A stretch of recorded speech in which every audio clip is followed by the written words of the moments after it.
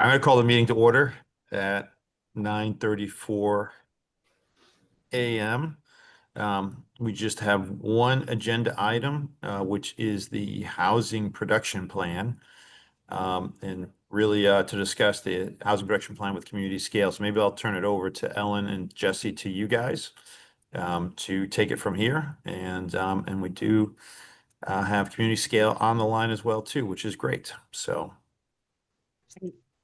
Thank you, Doug. Thank you, Sarah Brent, for coming again today. So we had our kickoff meeting with Sarah Brent and Nels from Community Scale a couple weeks ago, and went through kind of all of the basics of a kickoff, the schedule, the materials, the access, kind of the plan going forward. And Community Scale suggested setting up some regular check-in points every couple weeks, as we have, as we all know, a short time frame to work through this. So just to kind of keep all of us on the same page. So that is what we're doing this morning. Great, Jesse, anything to add, or Sarah Brent, do you want to jump in? I mean, Sarah Brent had a really useful shared document that I have not had a chance to access recently. So Sarah Brent, I wasn't sure if you were going to be able to like share your screen and like use that as like a catch-up tool. Oh, yes, that was my plan. It's saying that sharing is disabled for me. Host disabled attendees screen sharing, so I might not have enough status. Doug, is there any? Are you able to like have Sarah Brent share? Yep, I should be able to. Hold, give me 1 second. Thanks.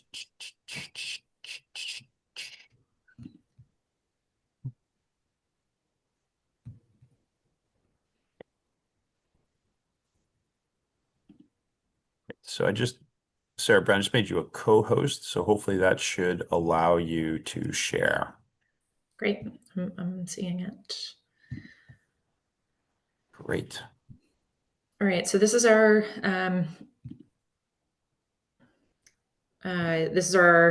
housing production plan, project management plan. This is a shared document that you all should have access to. I can send around another link today if we need to, but this is where we'll be posting updates. There's a link to our share folder. I'll be linking the materials that I shared today. And so this is just where you can find updates and also provide us updates as well. For today, I was hoping to first schedule some specific dates. Last week, we talked about updating the schedule given the delayed start to get everything done in time for submission to HLC. Then I was going to walk through some of the housing needs assessment initial findings, hoping that's, it's less of a draft and more of a discussion, but I'll link that here and I can send it around as well, that document, for your comments by maybe end of the week, at least on the first draft. Additionally, hoping we can talk through some of the affordable housing goals, how to score the different ones from the past housing production plan, as well as the master plan. And then time allowing, take a look at the map, thinking about specific sites for different implementation strategies. Does that all work for you all? Yeah, thanks, Sarah Brent.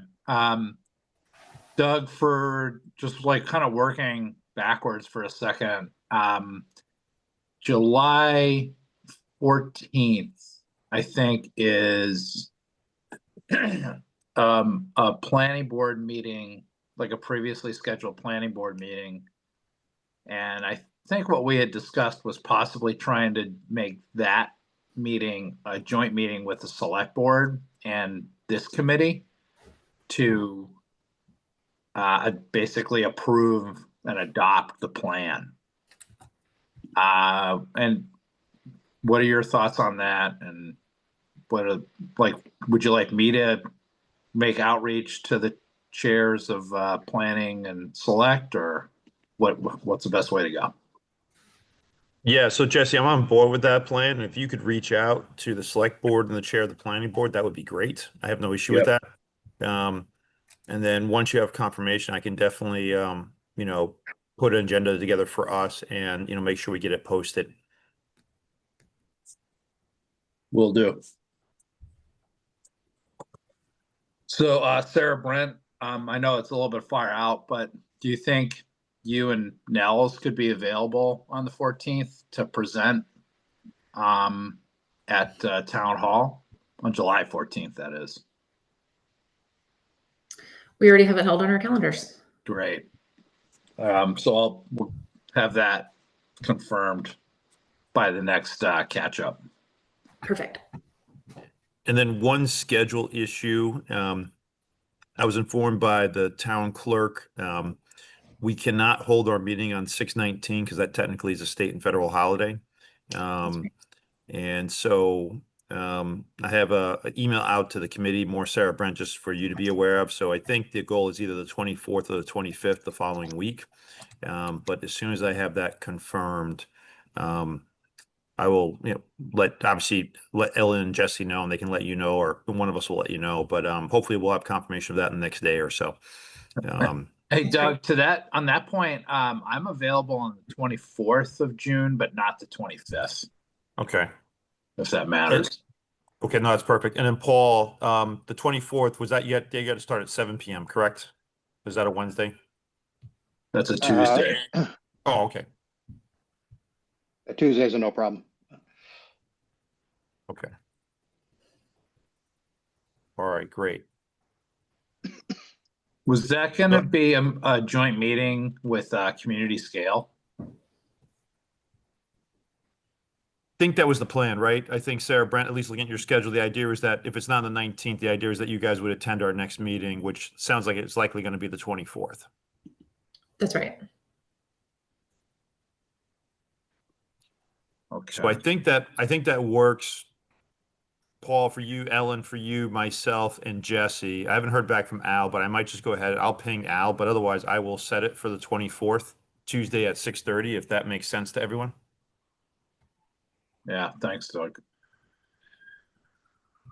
All righty, so that's so Sarah Brent, what do you folks need from us like today during this meeting?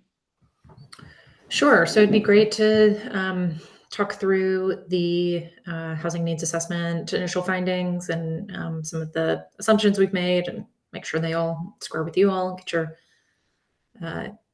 initial impressions.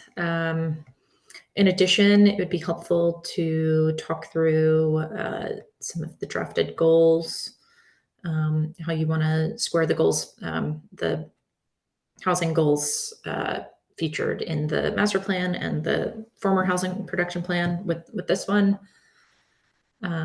So I can pull up that document and we can just walk through that if that works.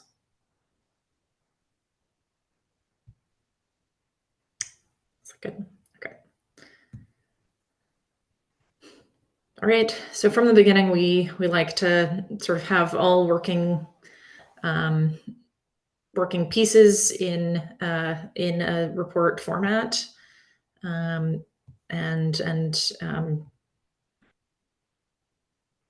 so while we're still filling out some of the initial literature review, things like that, I want to talk through some of the housing needs assessment findings with you today.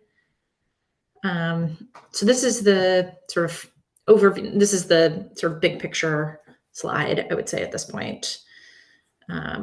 We find that in order to have a healthy housing market with enough housing to meet demand, growth, and have healthy vacancy rates, Southborough should add about 255 units over the next 5 years.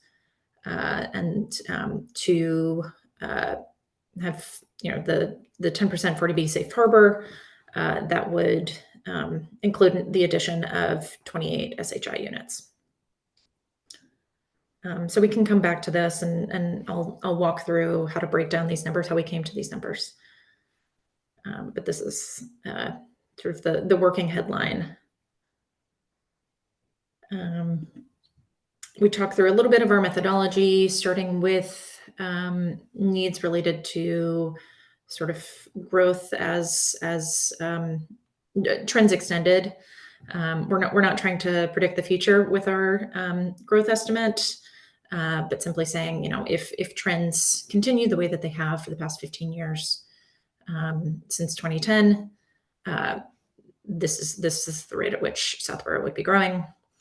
Looking at cost burden, looking at vacancy, and sort of walking through both direct inputs to the demand model, but also some of the context to inform the production target for how much housing Southborough might need to produce in the next 5 years. So I can just keep walking through it, and then we can talk. But please chime in whenever you have questions or thoughts. Anything strikes you. I have a question here. Sure. How do you establish the growth rate? The reason I ask is I've been on the school committee for a long time, and we use NESDEC for their population studies, and they were, how do I put this? Not great. Okay. So, How so? they were just always off, and I get it, trying to predict 10 years out for anything is difficult, but I'm just wondering what the approach is that you folks use. Sure. Yeah. I mean, we're not demographers. It's a whole science that we do not have degrees in, but we typically start with trends extended, sort of the average growth rate over the past 15 years, extending that out as a baseline. So that's what we do here, and we express it by AMI group. From 30 to 60, 80, 100, 120, and above 120. So that's what we start with. And in previous iterations, we have compared it against some of those third-party sort of national data sets like Woods and Pool, and find that this can often be a very grounded estimate. But of course, where there are local preferred projections, we can incorporate those. Okay. Yeah, I can send you the NESDEC stuff. I mean, you can take it for what it's worth. I don't know. Yeah, maybe it would just be useful to compare it against this line. Okay. Thank you. Sure. So as we see, there's the largest net new growth among the 120 plus AMI income group, as expected, because it seems like nearly half of the Southborough households fall within that bracket. So this is just looking at growth. You could expect 171 additional households by 2030. And Sarah Brent, just a quick question. What is the AMI? I'm missing it. But what's that number? Yeah, I should have that here, and I don't have it on the top of my head. Okay. I do have the data set open. No, that'd be helpful to know, because obviously this is kind of a key discussion of how we're becoming a very upper income town, and the ability to, affordable housing is pretty important. So, but yeah, just be good for a reference point what the actual AMI is. I know it's probably close to 100,000, but just curious. Sure.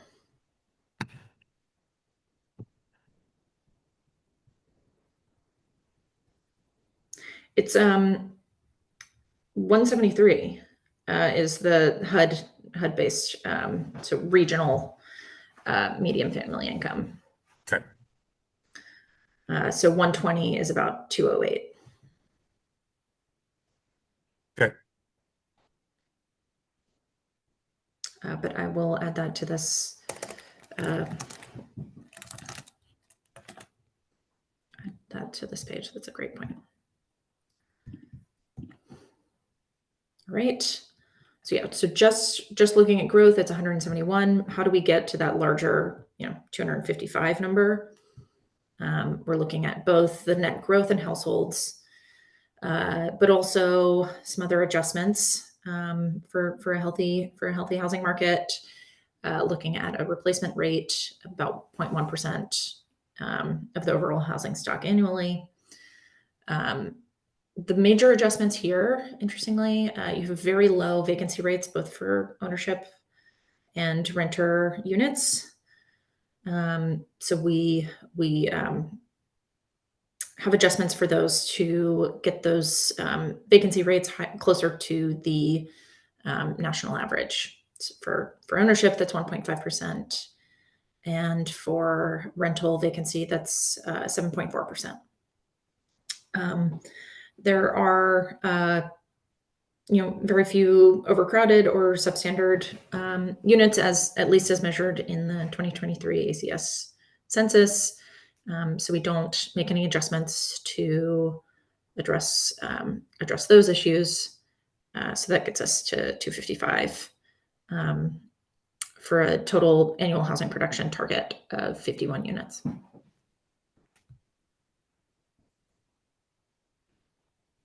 I had a question, and this Sure. might be something you're getting to in a bit. So the breakdown of growth by income is really helpful. I'm wondering if you have that by age as well. Yeah. Thank you. So yes, I guess typically we do have, this is just historical, I guess. Most of the remaining slides are looking at sort of recent trends as context. But we can also show projected population by it would be population growth by age rather than households. Yeah, thank you. I think that would be helpful because there are a lot of conversations about kind of a sizable aging senior population and making sure they have housing options to stay in town if folks want to downsize. And so I think that's an important area to call out as well. Yeah, Sure. absolutely. I agree with Ellen. Yeah, it'd be great to know the gross numbers too as well, besides the net change, just so we can kind of see that too as well. Yeah, net change or gross numbers by age and population projection by age. Is that right? Thank you. Great. So here we see, as you were speaking to, there's an increase in population 65 plus, but also some of those younger adults, interestingly, is a cohort that we don't see growing everywhere. And in some ways, those, especially the adults between 20 and 34 and older than 75 can have some compatible housing needs, smaller units to either start in or downsize to, or some more flexible living situations, people living alone, people wanting to have, maybe an in-law suite or intergenerational living models. So those are some compelling findings, at least from the recent history. Breaking it down a little bit further, we look specifically at households in the 65 plus cohort where it's 1 to 2 people in a 3+ bedroom unit. The idea being, residents in that situation may be looking to downsize. And if we estimate somewhat conservatively that as many as 1% of those senior households will choose to downsize in a given year, you would be looking at 29 new 29 smaller housing units demanded over the next 5 years. What is the 1% based on? I'm just curious because that seems like a pretty low number. Which is more just out of curiosity, the source or Where does that come Yes, from? I would need to ask Nels about that one. Okay. It's just our standard that he has developed. So Okay. Yeah, it does say per ACS estimate, so obviously it looks like it's based upon some. I was just curious. mhm. Sure. So looking at other sources of need and demand, Southborough has almost 1,000 households spending more than 30% of their income on monthly housing costs. This is largely um, focused below 60% AMI. So you'll see the actual numbers in the table below, and sort of the relative share that is cost burdened or severely cost burdened in the chart. We group everything above 80% just because of the numbers get pretty meaningfully smaller and less, there's a high margin of error if we represent those higher AMI groups. But cost burdened here means spending more than 30% or more, and severely cost burdened means spending 50% or more of monthly income on monthly housing costs.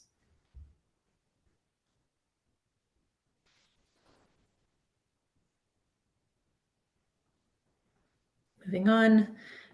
As I mentioned before, Southborough has very low unit vacancy rates for both rental and owner-occupied properties. And there's a few things represented in these charts. For one, we have the housing type.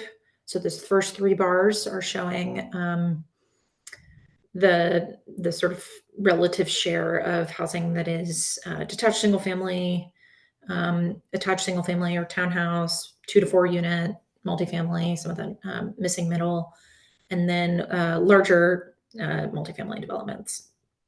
Often we break that up, even further, but here there's again, only so many units in that multifamily category.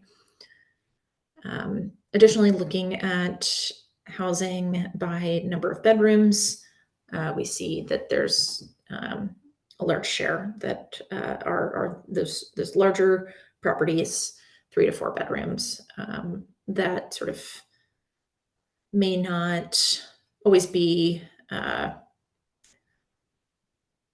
the type of housing that seniors or young adults are looking for. Are there any surprises here? So I don't think so. go I'm ahead, sorry. Rachel. No, God, you go first. I was just going to say, I appreciate both on this slide and the previous one, I think it was 13, on the population growth, the way you framed it as groups with compatible needs. And just, there's been the town's going through the process of figuring out what to do with a school building that's been sort of contentious. And I think there's a sort of sense in town of groups with really different needs, kind of working to come to a consensus. And so the idea that there are groups in, these different age groups at different stages in life, but there are some similar housing strategies that could be compatible to both of those needs. I think that's a really valuable frame to have here. So I just wanted to mention that, and yeah, for both the population side and the housing size side, to underscore that point. Great.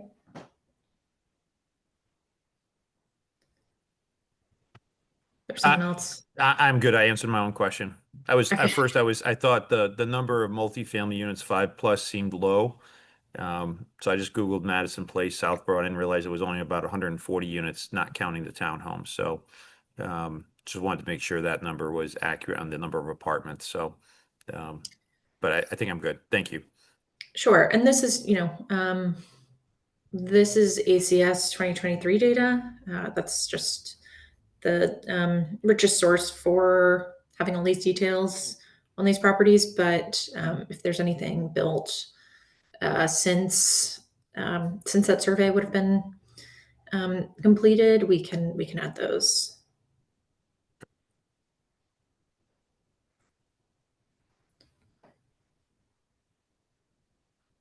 All right. So here we're showing two versions of what a home cost, what a owner occupied home might cost. We have the typical home prices from Zillow, and before we share this, I'll add all the final data sources. But in the top line chart, we have typical home prices from Zillow over the past 15 years. A meaningful increase there, but not too different from what we see elsewhere. And then in the bottom chart, it's the cost of the monthly home costs for homeowners based on when they were sold. So of course, the home costs for homes that were built, that were purchased 10, 20 years ago are going to be much lower than for the homes represented by the very end of that, the homes that were built at the very end of that line chart, if that makes sense. Is that just like principal and interest factored in there, or is there taxes as well? In the monthly home costs, Yes. it is, I would need to double check. It's the census understanding of or it's the census reporting of people reporting to the census what their monthly home costs are. But I am under the impression that it includes taxes, but not utilities. But we can confirm that and add that as a note here. Okay, thank you.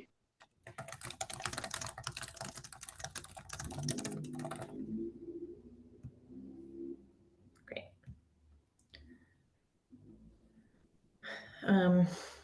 For rents, we do not have the same Zillow typical rents as they're being, as leases are for leases that are being signed today or in the past 6 months, just because of the size of the data set. We do have monthly home costs for renting households as of 2023, split up by these different affordability levels.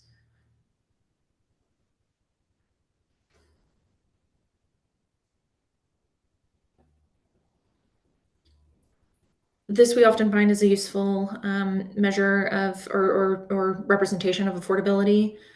We find that the typical home is not affordable to a household earning median income.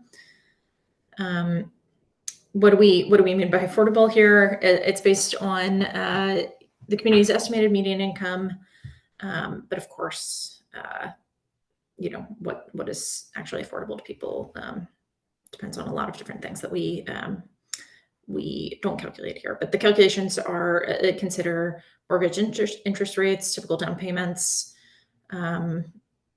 mortgage insurance, property tax, home insurance, and utilities. So this darker line is what would be affordable with the median income in Southborough, and the lighter line, the sort of brighter blue line, is the typical home price. So it's the same line as this one here.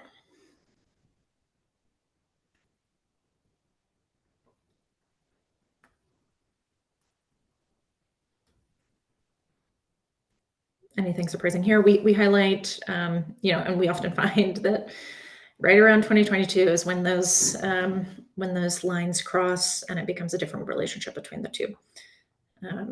That's really the tipping point for a lot of places. Reinforces the housing crisis that we're in. I mean, again, this data is great. I think it's very useful and very helpful.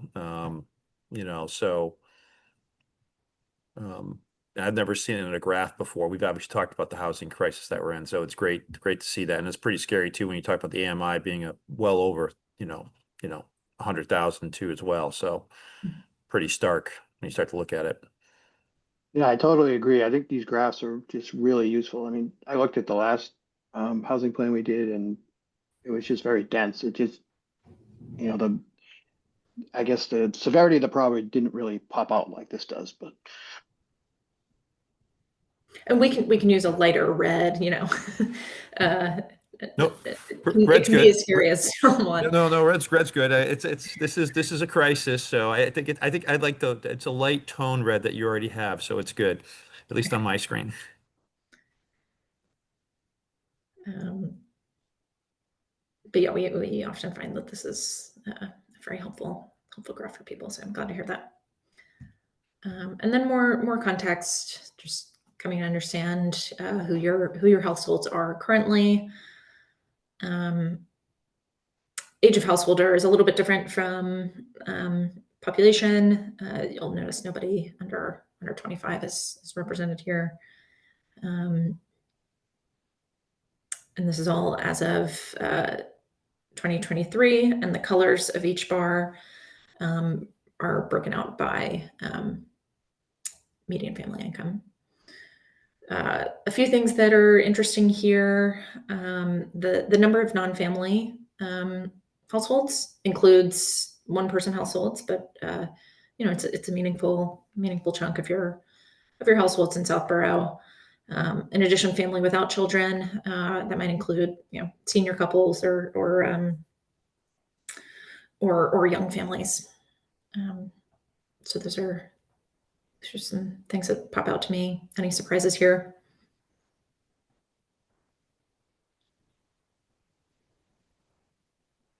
To me, that non-family number is higher than I would have thought.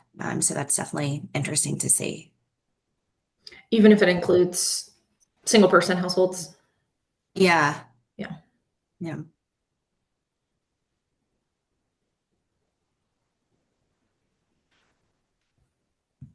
All right. And then finally, just looking at some specific household types of interest. So this isn't inclusive of everyone. It's just sort of highlighting some household types that seem to be of interest to people. So in many places, we see the number of adult children living with their parents increasing since 2015, but here there's been a meaningful drop. Meanwhile, there's been a bump in adults living with non-relative roommates, as well as single-person households. A meaningful increase in married couple families with children under 18 since 2015, and a fairly stable number of seniors living alone. One thing that might be good if you guys can add in, just to make sure, because I don't see it necessarily, but maybe it's married couples without children. Again, that demographic of empty nesters, would be curious. Sure, yeah, to be able to show, Okay. because we have it represented Yeah. here, but we don't have it represented Yeah. as a trend. So yeah, that would be helpful, I think. Okay.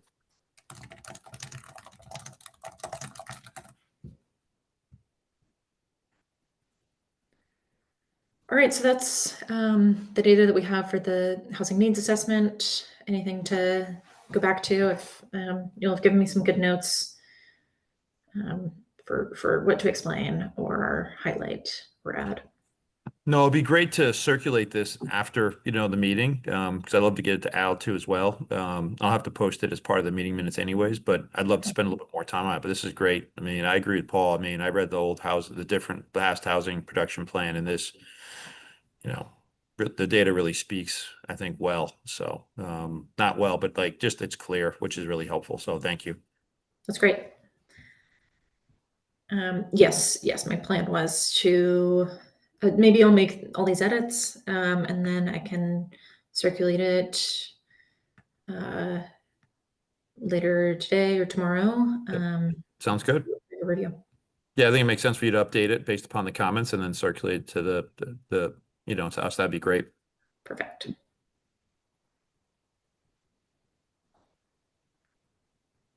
All right, so moving on, given our compressed timeline, I know we're sort of jumping through a lot of different parts of the plan today.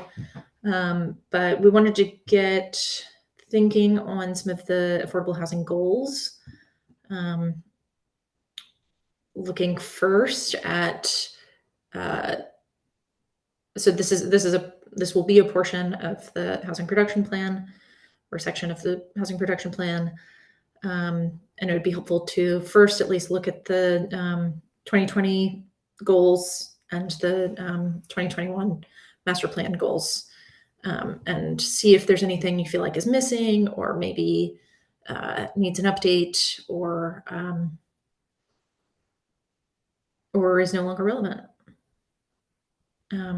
So again, I can circulate this and have you all take a closer look, or we can review them together now. Yeah, this might be great to review at the next committee meeting, on the 24th. Okay.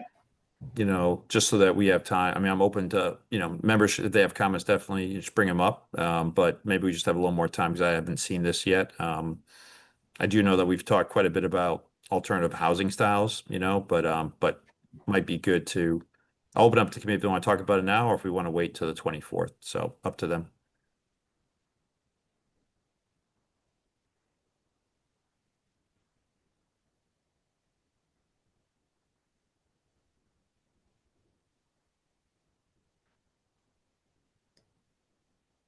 Maybe Sarah Brand, maybe we just keep going and then, but I think Sure. as a committee, we'll be definitely ready to discuss these on the next meeting. But it's actually really helpful to list the goals. I appreciate you listing the goals from the last plan. That's actually really helpful context too. Mhm. And that'll be helpful for us to guide the discussion. So, Great. Yeah. and I'll tell you this, I don't think we'll have any shortage. We have already talked about this quite a bit, right, in terms of topics and themes. So I think we'll have some pretty good feedback for you at the next meeting. Perfect. And then finally, starting to get into a discussion of sites for the strategies section of the plan.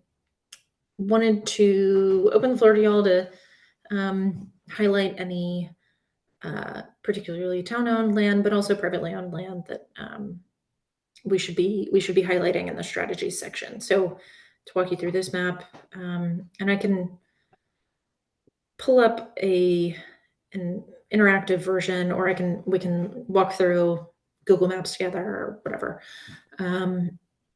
But this to sort of orient you, the pink sites are town-owned parcels, and everything in black is included in the EOHLC unbuildable land, or I think it might be called undevelopable land layer. So that includes hydrography, additional wetlands, Title 5 and service, water protection, Zone A, and wellhead Zone 1. So Sarah Brand, I have a question, just more of a strategy, right? As to how to approach. Is it typical to identify parcels in a housing production plan, or it can be more theme or goal driven, like areas of towns or, close to the train station or in the downtown? Like, the reason why I bring it up is that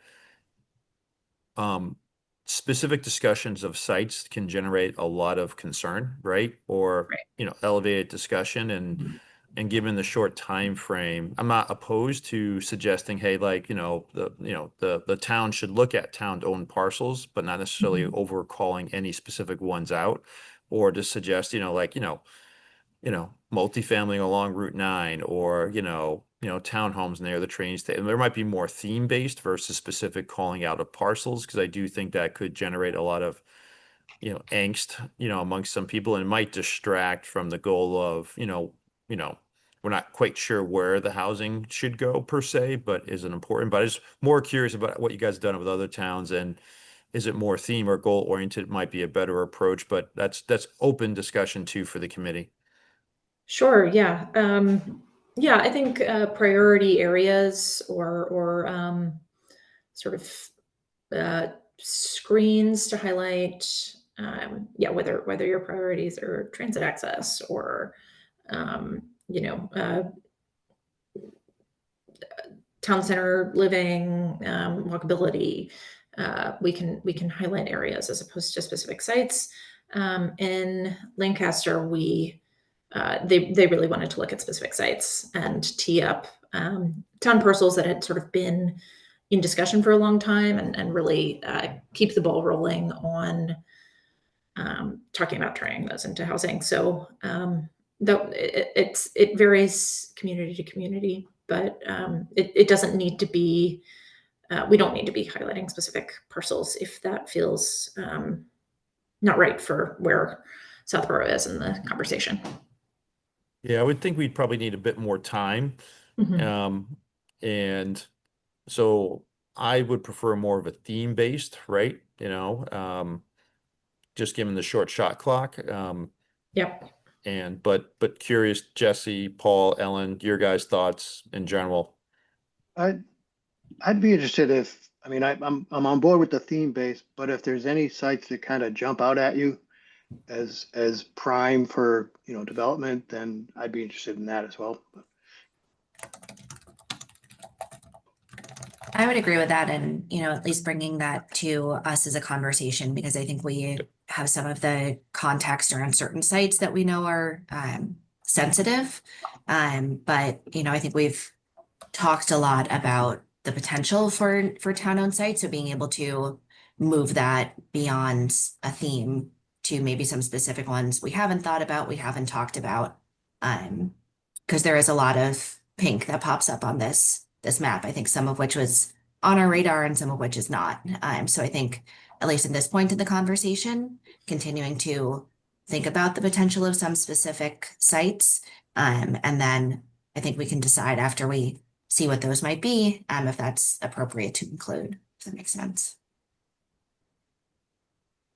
Yeah, I like the theme approach, and maybe there's more examples, right? As opposed to, you know, over focused on site identification, might be a good combination. Because I do agree, I agree, Alan, with you and Paul too. I'm not trying to preclude it, but I think it might be more of a balanced approach where the themes kind of inform and then, pull out a few sites that we have been talking about. Yeah, and so I think it's like these are the types of town-owned parcels that would be worth exploring versus specific ones. So anything in pink is a town-owned parcel, but if it's already been deemed as open space, would that make it black? Or how does that work? Sure. The black layer doesn't currently include open space, and we can add that for the next version of this map. But yeah, it's strictly town owned and not wetlands or flood protection areas. Yeah, I agree with Paul. It might be good to um, either make black the open space parcels or make it at least green. So there's kind of like non-open space town-owned parcels, right? So that'll avoid a lot of controversy too. Yep, that makes sense. In terms of highlighting but I'm hearing you that maybe we look at some of these sites in particular and maybe frame it in the plan as the types of town and parcels to potentially explore further. But in terms of highlighting priority areas based on themes or goals, what are some of those initial goals that we could start mapping to continue this conversation? Again, I think this is tough because I'm trying to. I feel like when we have a joint meeting with the selectmen and the planning board, if we've over highlighted too many areas, right, we're going to get bogged down in discussion and we don't have a lot of time to approve the plan. Yeah. I'm just saying that out loud as a comment. I mean, it can vary. I mean, obviously the Route 9 corridor, it could be a possibility of, you know, some additional multifamily housing. Obviously, alternative housing types around near the train station are helpful. Kind of as themes, but I have to think a little bit more about it too as well. Again, those just kind of off top of my head, but also open to other Paul and Ellen and Jesse for thoughts. Yeah, but it strikes me, I mean, if you said we need 170 new units by 2030, that's only 5 years. We're not gonna get there, onesie twosie, I don't think. Yep. So I think we need to identify sites where we're talking multi-unit developments. Yep. Agreed. Yeah, I mean, again, there could be a theme. There could be the Route 9 corridor near the train station, but it also might be a theme of just, select infill, right? Throughout the town, right? Of, more single family home or I don't know. I'm trying to think of, how do we actually get to 176 units, right? And Paul, I agree. It's kind of like a multi-tiered strategy. You're gonna have to do some multi-unit type stuff that might be more appropriate on Route 9. And then there Mhm. might be some more townhome stuff that's more appropriate around the train station, or maybe even the downtown area. And then the rest is really kind of infill, right? ADUs may be part of it too as well. That's actually a good item to talk about too. ADUs will be a helpful part of that discussion, I think. You know, Yeah, I agree with that. The ADUs and smaller, duplexes, those types of things across town, because I think too, focusing, the train station area, is important for that, the transit oriented piece, but I think also like the sensitivity to where development is being focused. And so stressing Yep. that, the infill strategies in all parts of town, Yep. are beneficial, and, a duplex fits into the character no matter where you are. So that it really is kind of inclusive of the whole town, adding more. Agreed. And then to be honest, again, I mean, duplex slash townhomes, I mean, that's the missing type of housing that we've talked about in terms of starter homes or smaller homes for even, seniors who want to downsize. And so the duplex townhome, I think, at least for this committee, has been, especially, for the ability for Southborough to, hit that goal. I think that makes a lot of sense to me. Okay, yeah, that's all helpful. In other communities, I'm curious, where's Southborough on their ADU zoning? So we had bylaws that came up in our fall town meeting. Is that true? No, spring town meeting of this year. That didn't pass. So at the moment it's defaulting to the state guidelines. My understanding is that the planning board is going to think about another go for that, potentially for a fall town meeting this year. But they were figuring out kind of the right jurisdiction between themselves and the ZBA, kind of how to deal with like the non-by right ADUs. So it got a little complicated at the most recent meeting. So there will be more conversations like in early fall, and then another set of bylaws at the town meeting in the fall. Okay. In other communities, we have done an analysis, a mapping analysis of the existing capacity under current zoning for ADUs and some of those infill, the sort of missing middle duplex townhome infill options. So where could you build that today without, saying so and so should do this, or highlight it, highlighting the overall capacity as opposed to naming specific sites. So that can be helpful, but I'm just if that's a little bit in flux, I'm not sure how far we should take that.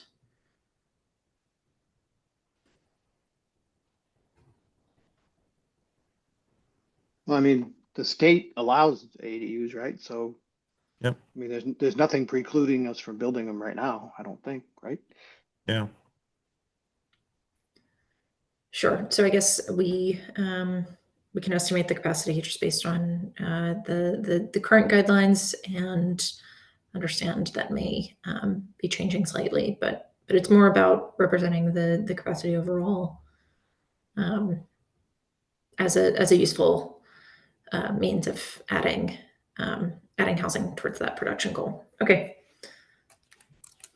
That's helpful. And then also, I know we're not doing zoning analysis and going through all of our code, but I know there are we do have some zoning in place to try to encourage some of the like townhome style development and like lower impact development. And there's a project that's been going through the planning board now for several months, and I think still probably has a couple months ahead of it. So I think maybe understanding a little bit more about what we have on the books now to encourage that type of development and potentially what we could, maybe it's great and that's exactly what we need, or if there's anything else we can do on the like zoning and permitting and regulation side of things to encourage that smaller and denser type of development.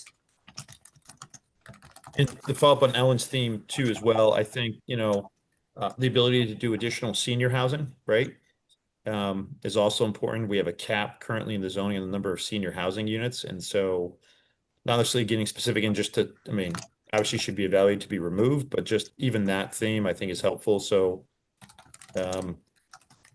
which can blend in again into the other kind of areas, but just generally the theme of how we can help the empty nesters and our aging seniors being able to downsize. I think that's an important theme. Mm-hmm.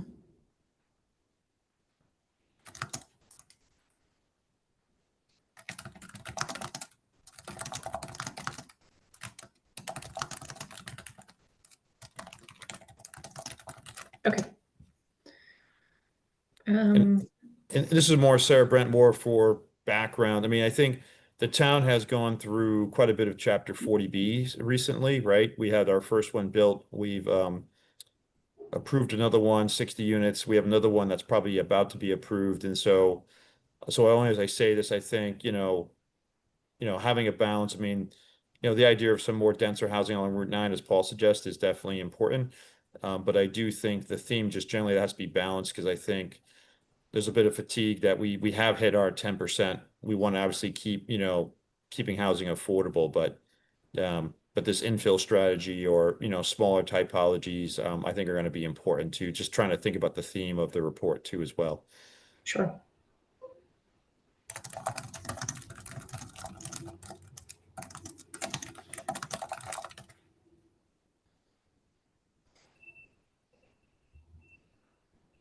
Sure. I think these are all good notes to take the mapping task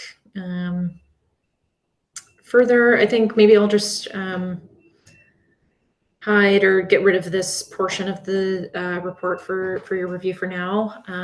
Whenever I send this either today or tomorrow, and y'all can focus or prioritize your feedback on slide what are currently slides 8 through 23. If that works. Is there anything else with the any other notes that have come up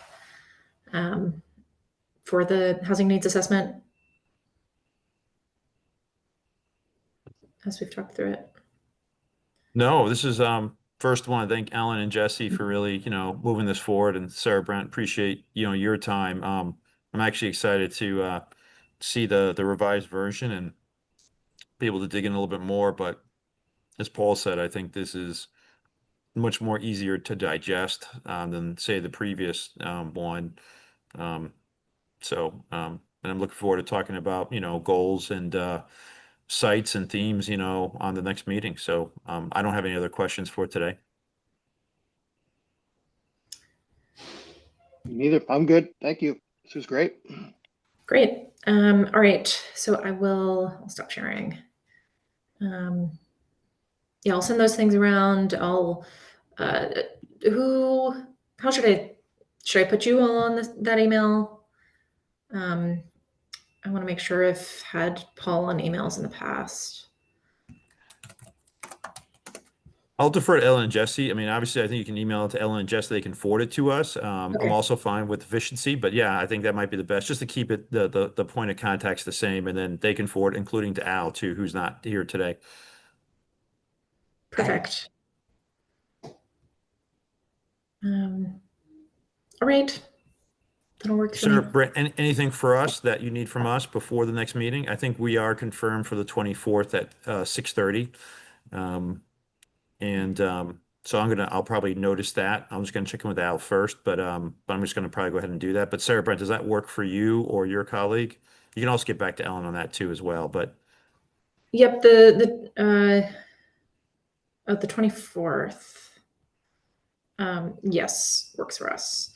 Let me confirm his as well. Yep, he's around as well. okay. One thing.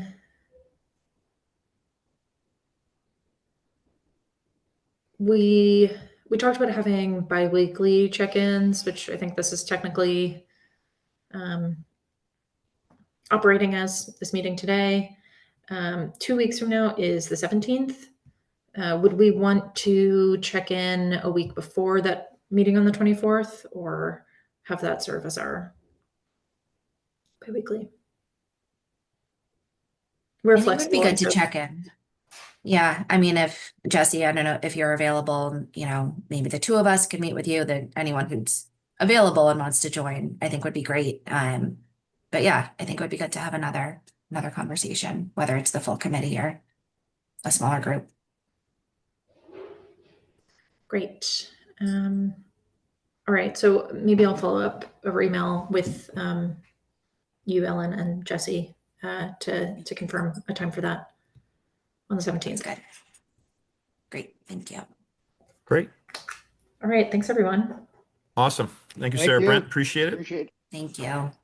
All right, for the committee, I think that was the only business that we had on the agenda today. So I think I just need a motion to close the meeting. So moved. All right. Do I have a second? Second, All right, great. We'll do a roll call. Paul, Yes. Ellen, yes. Jesse. I don't know if we lost Jesse. Doug is yes. All right, I'll put Jesse as abstained. All right, excellent. Well, great. This was awesome. Ellen, again, thank you to you and Jesse for getting this done or moving this forward. So I'll get a meeting posted for the 24th. And then Ellen, let me know once you guys solidify a time, because I can always post for that too as well. That in case we have a quorum for the 17th, of that whatever time finalizes there. And if you could circulate once the presentation, once you get it, we'll go from there. But I'm actually, this was great. Thank you guys. I really appreciate it. Agreed. No, it was great to see. All right, everyone. Have a great day. Yep, you too. Yeah. Bye-bye.